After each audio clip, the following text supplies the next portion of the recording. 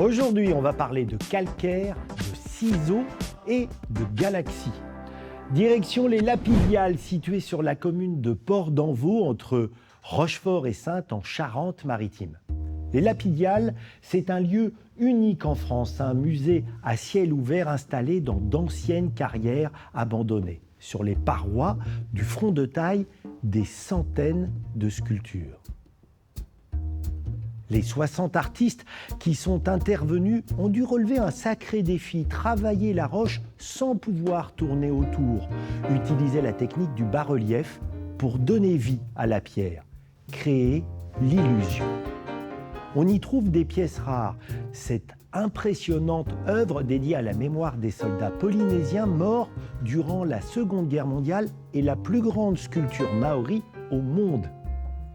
L'idée folle de ce lieu a germé en 2001 dans la tête d'Alain Tenenbaum, un sacré personnage à la fois sculpteur, homme de théâtre, décorateur, réalisateur.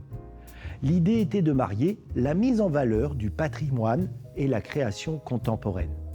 Ouvert toute l'année en accès libre et gratuit, les Lapidiales attirent plus de 130 000 visiteurs. Et l'homme ne manque pas d'idées, comme le prouve sa dernière création qui fait, là encore, dans la démesure. Lancée il y a 15 ans, voici à quelques dizaines de mètres des Lapidiales la galaxie des pierres levées. L'objectif est de mettre en scène 360 mégalithes réalisés in situ par des artistes venant des 5 continents. Un chantier ouvert où le public est invité à suivre le travail des sculpteurs au fil des ans. Avec un choix radical, pas de machine.